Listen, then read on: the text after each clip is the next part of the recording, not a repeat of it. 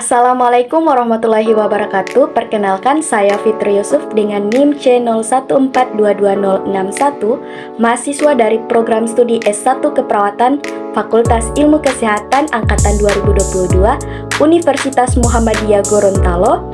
Di sini saya akan menjelaskan tentang leukemia untuk memenuhi tugas mata kuliah keperawatan medikal bedah dengan dosen pengampu Ibu Ners Nurlia MKep. Leukemia adalah kanker darah di mana tubuh memproduksi sel darah putih abnormal. Leukemia dapat terjadi pada orang dewasa dan juga anak-anak.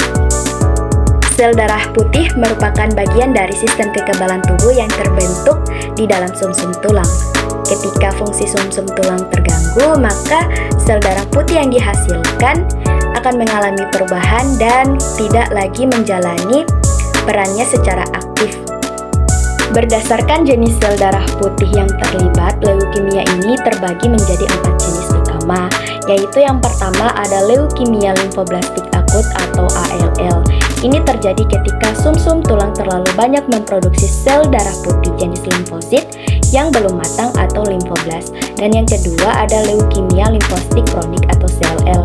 Ini terjadi ketika sumsum tulang terlalu banyak memproduksi limfosit yang tidak normal dan secara perlahan menyebabkan kanker. Dan yang ketiga ada leukemia myeloblastik akut atau AML. Ini terjadi ketika sumsum tulang terlalu banyak memproduksi sel myeloid yang tidak matang atau myeloblas. Dan yang terakhir ada leukemia myelositik kronis atau CML.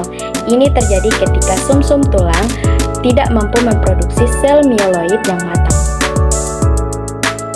Selain keempat jenis leukemia dijelaskan tadi, ada beberapa jenis leukemia lain yang jarang terjadi. Di antaranya yang pertama ada leukemia sel rambut, yang kedua leukemia myelomonocytic kronis, yang ketiga leukemia promyelositik akut, yang keempat ada leukemia limfositik granular besar, yang kelima atau yang terakhir juvenile myelomonocytic leukemia, yaitu jenis leukemia myelomonocytic yang menyerang anak usia di bawah 6 tahun. Leukemia disebabkan oleh kelainan pada sel darah putih yang membuatnya tumbuh secara tidak terkendali. Tetapi ada beberapa faktor yang diduga dapat meningkatkan risiko terkena leukemia. Yang pertama, memiliki anggota keluarga yang pernah menderita leukemia.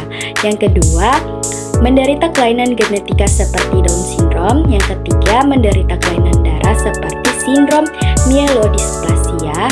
Yang keempat, memiliki kebiasaan merokok. Yang kelima, pernah menjalani pengobatan kanker dengan kemoterapi atau radioterapi.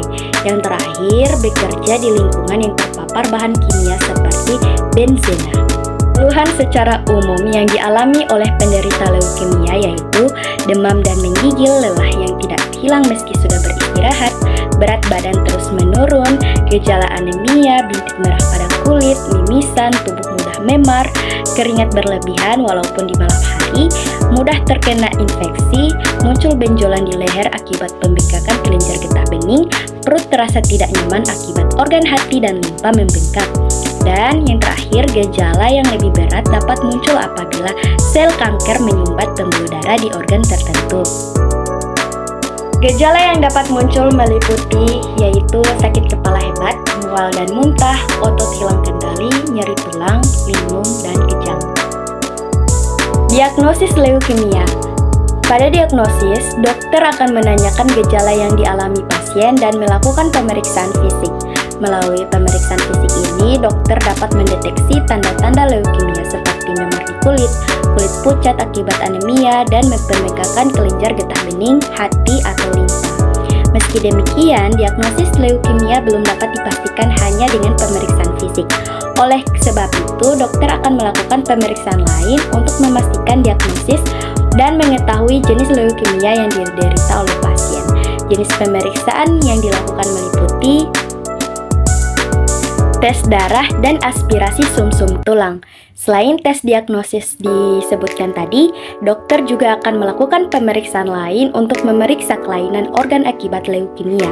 Jenis tes yang bisa dilakukan adalah pemindaian misalnya USG, CT scan, dan MRI lumbal fungsi, tes fungsi hati, dan biopsi limpa.